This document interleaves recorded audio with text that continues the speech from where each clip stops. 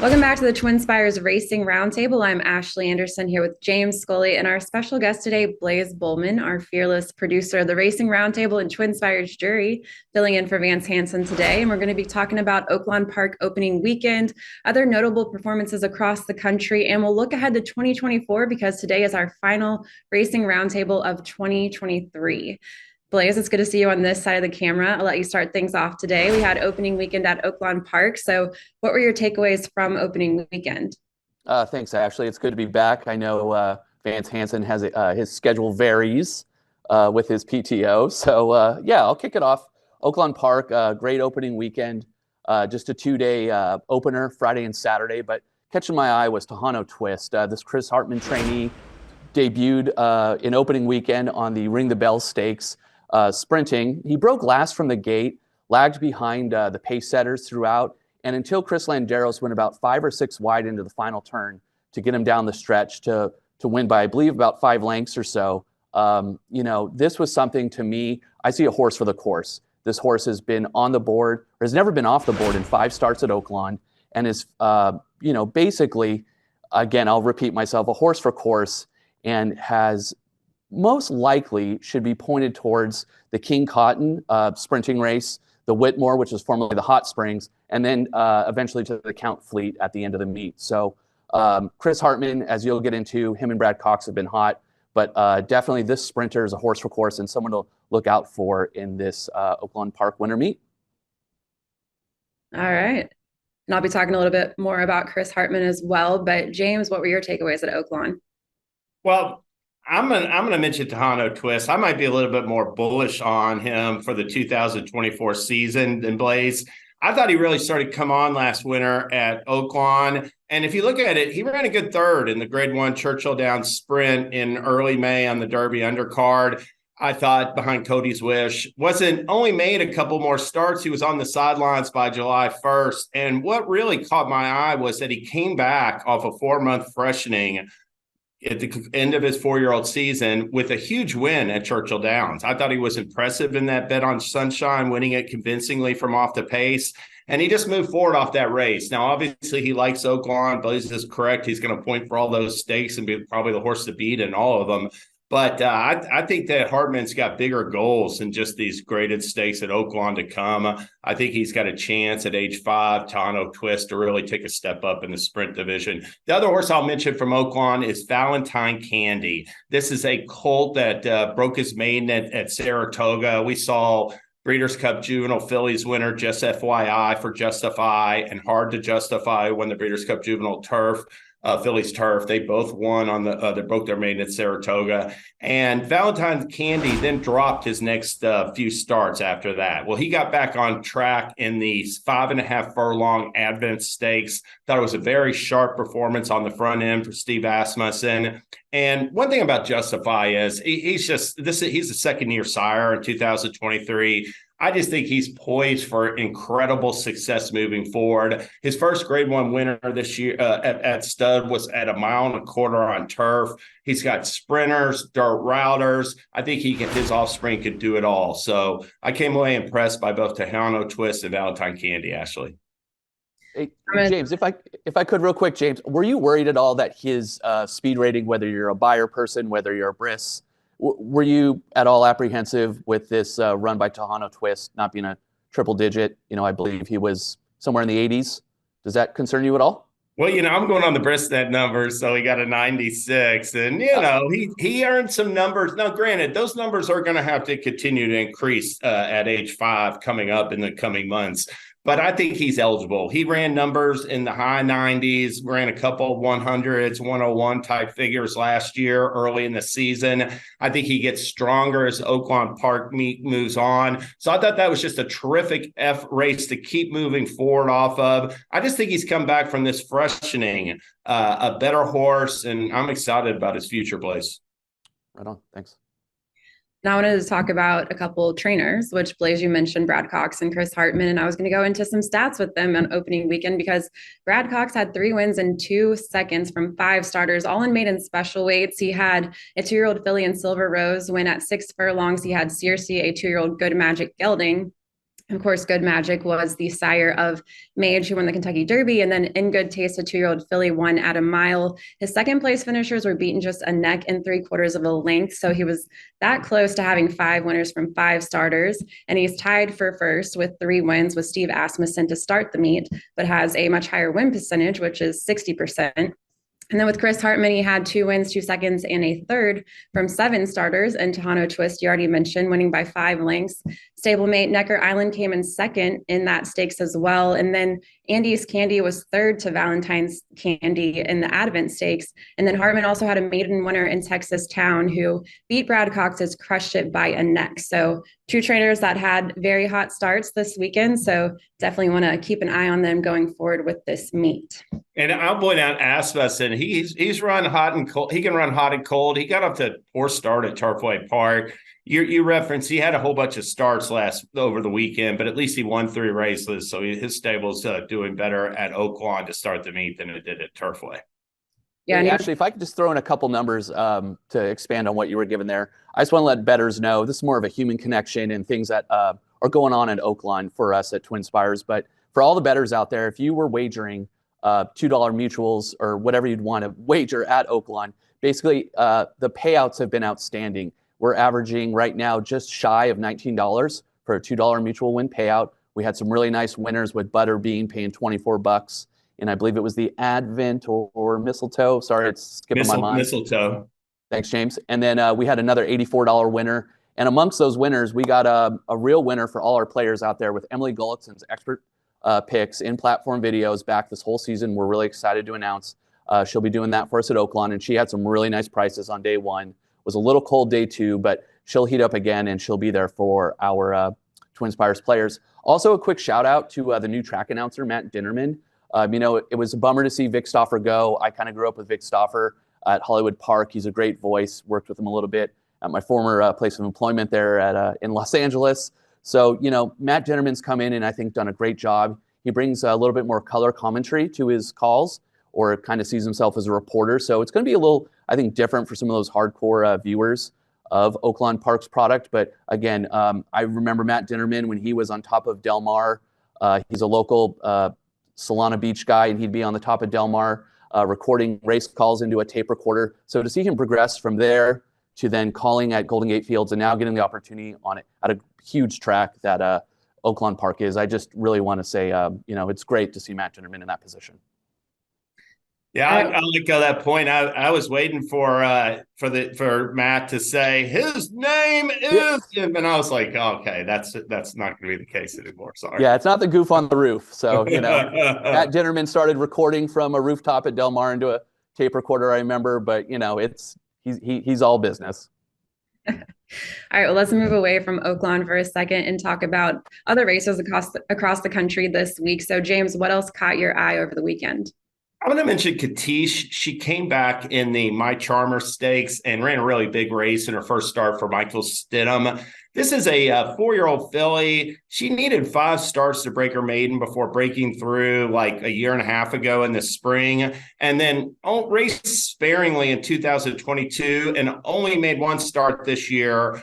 Back in May, ran second in a Woodbine allowance. So she was relatively lightly raced. She went through the Keeneland November, facing Tipton sale, sold for $445,000. She has all this residual value. Her dam was a grade 3 winner. She's a half sister to stakes winner, a grade 1 runner up. But I thought that effort in the, she beat the odds-on favorite Muffy and Muffy. And I thought that that effort's real encouraging for her to keep improving at 5. And one thing that's interesting, taking a closer look at Katish, her sister is a half sister to a Japanese, multi-millionaire, accomplished stakes horse named Mozu Tornado.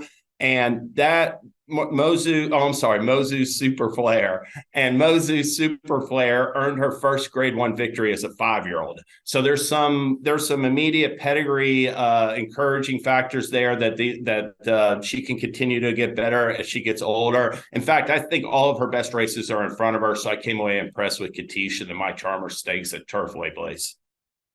Nice. That's, how do you say that again? Katish.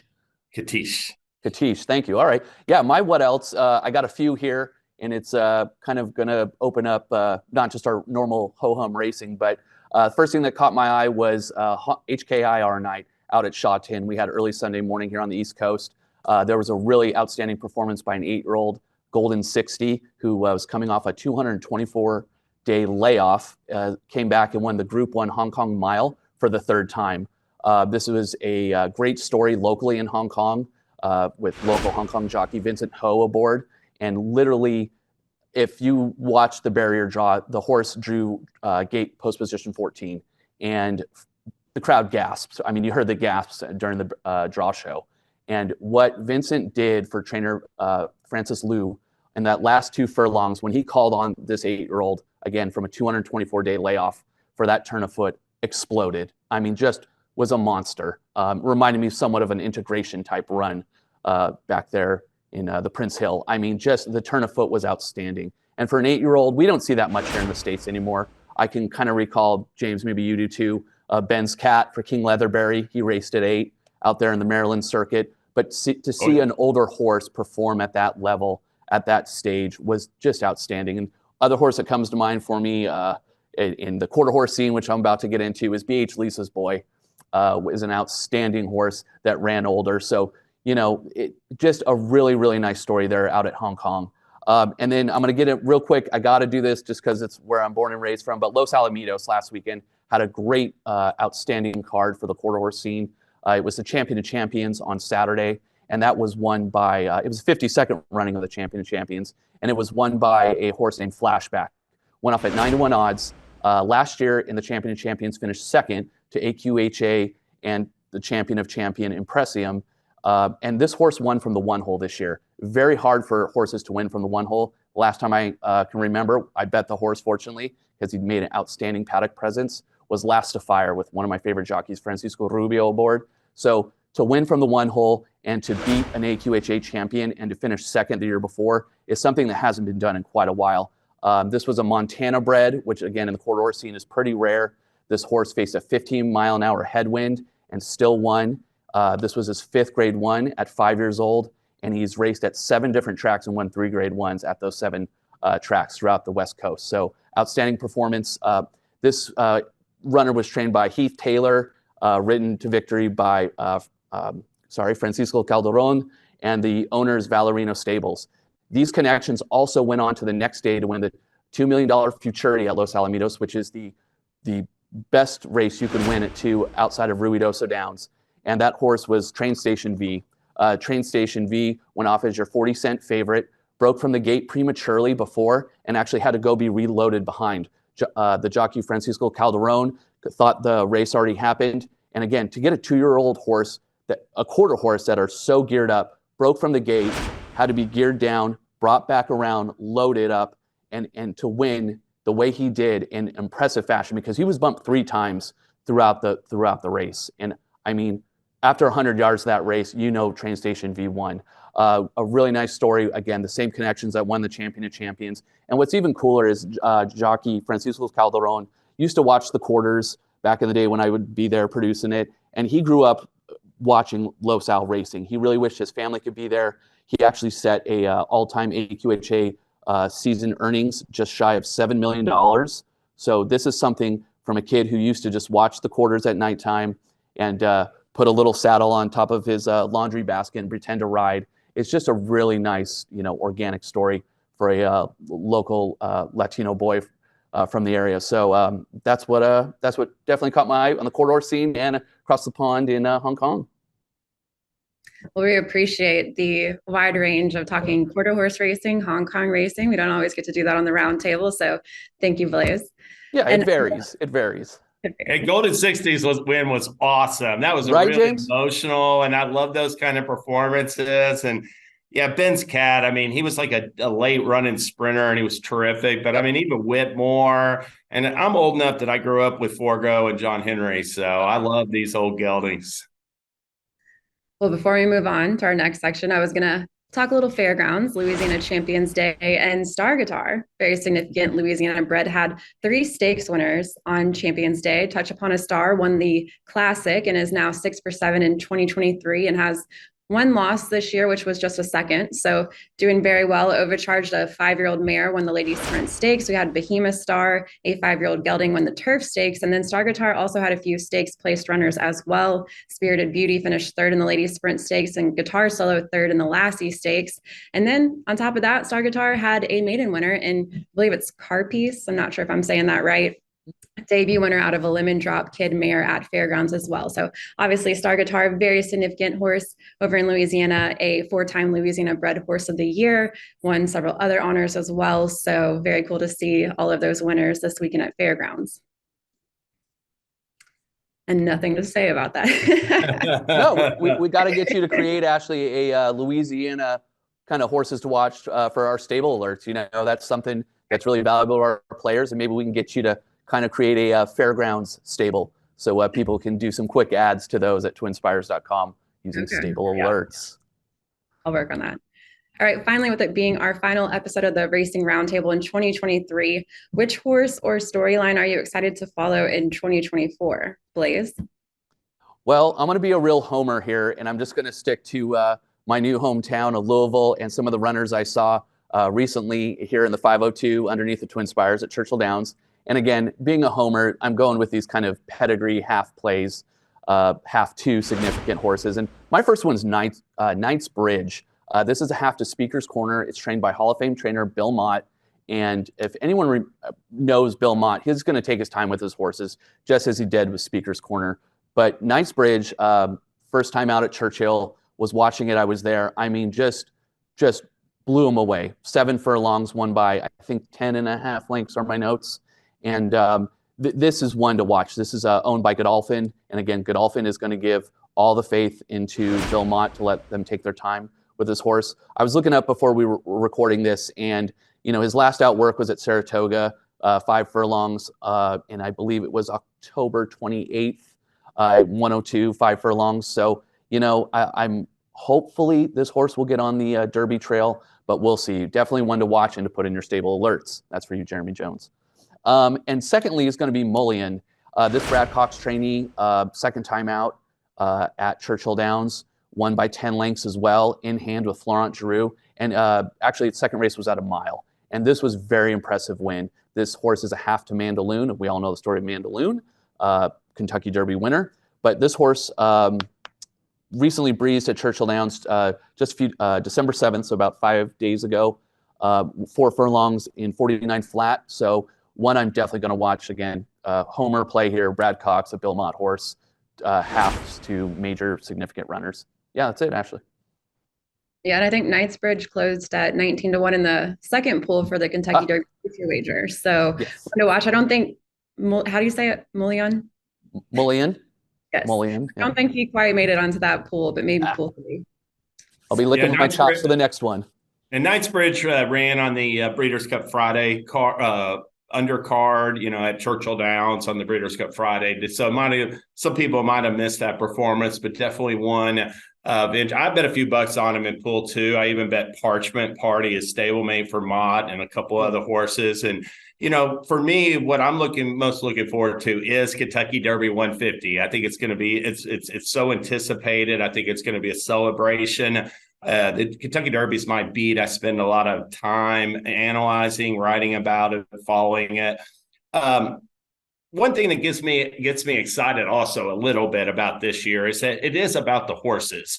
And my takeaway last fall was, hey, these are a nice group of 2-year-olds, but Forte got a 95 speed rating for winning the Breeders' Futurity, and he got a 100 speed rating for winning the Breeders' Cup Juvenile. Those are among the slowest numbers you're going to see for a champion 2-year-old coming into his championship 3-year-old season. Fierceness ran faster, breaking his maiden first time out than Forte did at 2. He got a 101 number. Fierceness got a 112 speed rating for winning the Breeders' Cup Juvenile. I think numbers are way up this year from last year. I think we're going to have a much better crop of 3-year-olds. in these upcoming Kentucky Derby preps, and hopefully in the first Saturday in May and the first leg of the Triple Crown. The other horse I want to mention is Integration. Blaise mentioned him real quick earlier. This is a quality road colt trained by Shug McGahee, who's trained multiple turf champions, who is out of a Grade 1 winning turf mare, Harmonize. And I think he caught Connections by surprise. He didn't debut until August. He won by 6 lengths at first asking, but he was nearly 7-1 in the Virginia Derby, and he blew past Program Trading, who's a multiple Grade 1 winner and just recorded a real nice win in the Hollywood Derby. That was a nice win at second asking. He came back in that Grade 2 Hill Prince off of a little bit of a couple months off and continued to move forward. Integration has to keep advancing, has to keep progressing. But based on what I've seen so far, he's one of the most exciting U.S.-based turf horses I've seen in a long, long time, Ashley. Ashley, sorry to interrupt. James, do we know where that horse is going to spend its winter, being a North American turf runner? Is it going to go down to Florida, or does he get some time off? He's undoubtedly going to go to Florida, and it'll be interesting to see where Shug points him, because now that he's won back-to-back stakes, I don't see why the Pegasus World Cup turf would be off the table for him. That race was won by a tone last year, so you catch a field like that, I don't see any reason why he wouldn't be the favorite and the horse to beat. Thanks. Well, James, I'm curious, and Blaise too, because Blaise are all about those half brothers, but no one mentioned Dornoch, full brother to Mage. Actually, we've busted your chops enough here in the office, and I thought I'd lay off the Dornoch since he was your fade a couple weeks ago. But yeah, I heard a nice interview with Danny Gargan on Steve Bick's radio show, and I don't think, James, unless there's not a plan yet of where Dornoch's going, but Danny Gargan did talk about Dornoch a wee bit and didn't have anything really to say. He's mentioned the Withers, and that race would enable him to stay at 1 1/8 in February at Aqueduct. And the other thing about that spot is, being based down in Palmettos like he's going to be this winter, Dornoch, there's no chance he's running at Tampa Bay, because it went poorly for WNL last year there for Gargan. He ran last and got post 12. No way he's ever shipping another Derby type horse there anytime soon. And he would have to come back against Fierceness in the at 1 16th in the Fountain of Youth, theoretically. Okay. So I wouldn't be surprised if Gargan went Withers and then either Wood Memorial or Bluegrass or some other final prep. Well, James, you already mentioned Fierceness. That's a horse that I'm excited to watch, and one that, after he won by more than 11 lengths, I really liked this horse, and then I wrote him off after the Champagne, and I talk about it all the time. I regret not betting him at 16-1 in the Breeders' Cup Juvenile. I'm very curious to see how he performs in 2024, if we're going to get more consistency or maybe another, dud of a performance like the Champagne.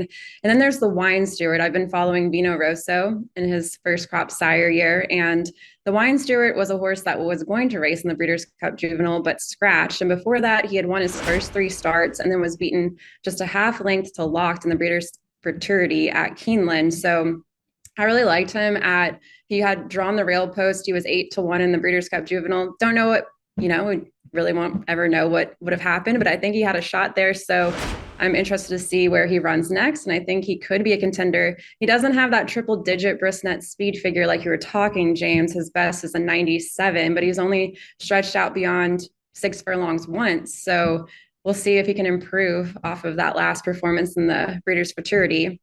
And then Noted is another Todd Pletcher runner who we just saw win on turf in the Pulpit Stakes this past weekend. And he had raced on turf his first 2 starts. Then he won the Sapling Stakes on dirt and then went back to turf, was just a no second, the Bourbon, Grade 2 Bourbon at Keeneland. And then, was last in the Breeders' Cup Juvenile. Todd Pletcher said that dirt's not out of the question next year. I think we will see him on dirt again, but I think turf is his best surface, and he had a career best 88 Bristnet speed figure this past weekend on turf. So a turf horse for me to watch going forward in 2024. And a horse like Noted, to me, we'll see how his next couple races or next race goes, but he's got the Jeff Ruby Stakes penciled all over him, because that race is on synthetic. That race has produced the winner and the runner-up the last 2 years in the Kentucky Derby. So it's definitely risen in profile. But I think that would be a good spot if you were thinking about maybe, because one thing about Churchill Downs and great John Asher always used to say, that main track can play kind of horses that have a little bit of a turf foot to them. Blaise, any final thoughts before we end the show? No, I just want to know, what's everyone doing for the holidays? James, I'll start with you. You do anything special? Going anywhere? Nope, just gonna be buckling down, following horse racing. I mean, on Boxing Day, I'll be following horse racing, and so I'll be doing some handicapping over next weekend. With the Christmas being on Monday, it's a little bit of an odd timing where we're gonna have a big weekend of sports right before it. I feel you. Yeah, it'll be a big weekend, English Premier League, about 60 games or so over the holiday weekend there, so that'll be fun, yeah. And sorry, I'm just going to brag. I'll be in Brazil. I leave Thursday, so you guys have fun here in the cold. I'll be in nice 90-degree weather.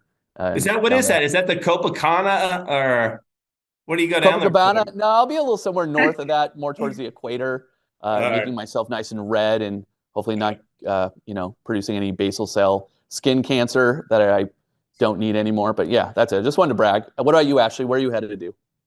I'm staying here, though. I might call an audible, because bucket list item for me has always been to go to an NBA Christmas game, or now NFL, there's an option too. So there's some good ones out west this Christmas. So who knows? I've traveled a lot this year. Why not throw in one more trip? We'll see if it happens. I thought you'd be going to New York again. Yeah, to go visit Dornoch. Okay, cool. Right on. Merry Christmas to you guys. Happy holidays to all our members. Thanks for joining us. We'll be back on Thursday with more best bets and fades, and we'll see you in 2024 for our next Racing Roundtable.